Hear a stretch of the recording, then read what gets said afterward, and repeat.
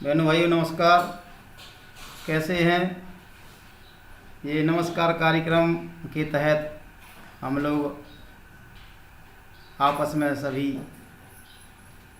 कई रोज से मिल रहे हैं तथा चर्चा भी हो रही है कि शिष्टाचार, लोकाचार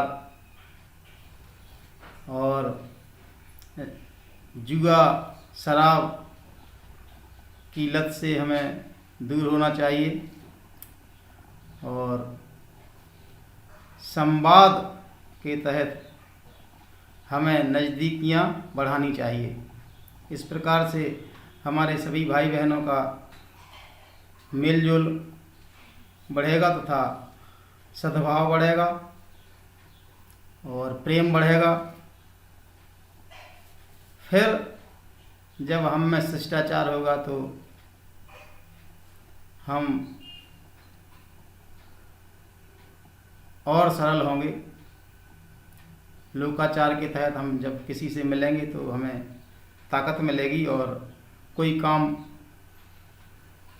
जैसे कोई बिगड़ रहा है काम तो बनने के आसार बढ़ जाते हैं। इसी प्रकार से प्रेम हम धारण करें, सद्भावना को धारण करें, धैर्यता को धारण करें तो हम कामयाबी की ओर बढ़ सकते हैं। कामयाब जो पुरुष हैं, जो हमारे महान भाव जो कामयाबी की ऊंचाइयां छू रहे हैं, उन्होंने इन चीज़ों को धारण किया तभी वो आज कामयाब हैं और उनकी कामयाबी के हम पन्नों को पढ़ते हैं। इसलिए हमारा आपसे यही निवेदन है कि ये जो स्टेप हैं, इन स्टेपों को शुरुआत में हमें धारण करना होगा। इसके बाद हमारे कोई भी कार्य बन जाएंगे, कोई भी कार्य हम कर पाएंगे, ऐसा हमारा मानना है। आपको रोज़ प्रातःकाल 8 बजे हम नमस्कार कार्यक्रम के तहत दुआ सलाम राम राम करते हुए सभी हम आपस में मिलते हैं, अपनी बात करते हैं और आशा करते हैं कि हम अपना संवाद स्थापित करने के लिए प्रयासरत रहेंगे। और जैसा कि आपने कल एक सूचना पढ़ी है, एटा जिला में हमारे आदरणीय राष्ट्रीय अध्यक्ष महोदय श्री विपिन कुमार जी, जो एटा से विधायक भी हैं, उन्होंने महारानी अवंतीबाई पार्क के लिए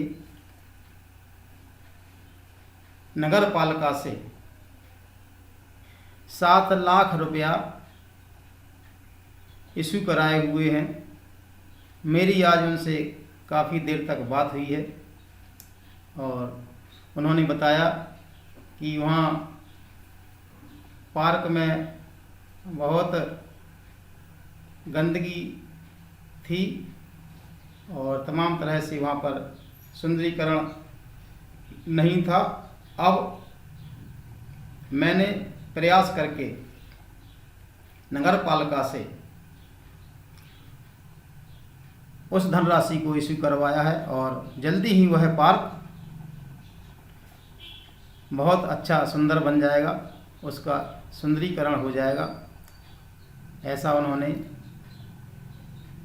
हमें बताया है।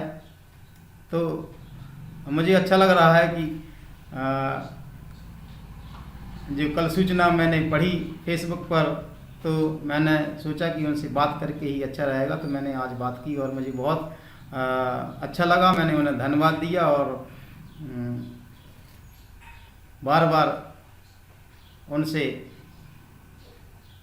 इस कार्य के लिए ओतप्रोत होने का आशीर्वाद ही मैंने लिया और काफ़ी देर तक बातचीत होती रही। ये कामयाब पुरुष हैं।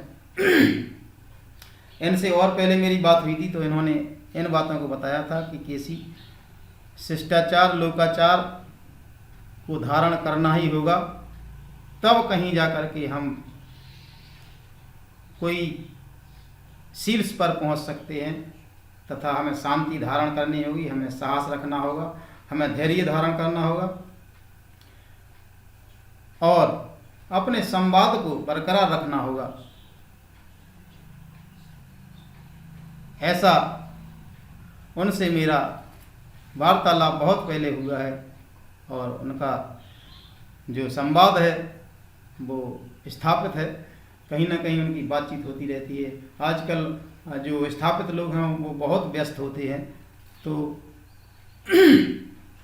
हम सभी व्यस्त रहें और संवाद को आपस में हम संवादित करते रहें और मर्यादित तरीके से लोकाचार को अपनाते हुए, शिष्टाचार को अपनाते हुए संवाद हमारा निरंतर जारी रहे, ऐसा हमारा आपसे निवेदन है। कोई भी अगर हमारा मनमुटाव किसी व्यक्ति से है तो हम कोशिश करेंगे कि संवाद उनसे जारी रखें, और कोई बात, जैसे मैंने कल कहा था कि छोटी सी बात को दूसरे लोगों के द्वारा बड़ी बना करके उसको ऐसे जाहिर किया जाता है कि दुश्मनी आगे बढ़े। लेकिन नहीं, हमारी अगर किसी से कोई मनमुटाव किसी बात को लेकर हो गया है तो हम उस बात को लेकर के आपस में संवाद करके, आपस में बातचीत करके उसको ठीक कर सकते हैं। तो हमें आपसी विवाद के बारे में भी पता चल जाएगा कि हमने क्या कहा, आपने क्या कहा, और वह विवाद ठीक हो जाएगा। आपस में हम जब बात करेंगे, संवाद करेंगे तो हल निकल आता है, ऐसा हमारा मानना है। इसलिए सभी युवाओं को, सभी हमारे ज्येष्ठों को, सभी हमारे कनिष्ठों को, सभी हमारे अनुजों को यही बताना है, यही हमारा आग्रह है कि इस प्रकार के ये स्टेप अगर हम बारी बारी से अपनाएंगे तो छत पर पहुंच जाएंगे, ऊंचाइयां हम हासिल कर लेंगे। ये कामयाबी के सूत्र हैं। आपको पुनः बहुत बहुत धन्यवाद और आशा करते हैं कि हम स्वस्थ रहेंगे, निरोगी रहेंगे। आपको पुनः सुख शांति प्राप्त हो, भगवान से ऐसी प्रार्थना करते हैं। आप सभी खुश रहें। जय अवंती बाई, जय स्वामी ब्रह्मानंद महाराज।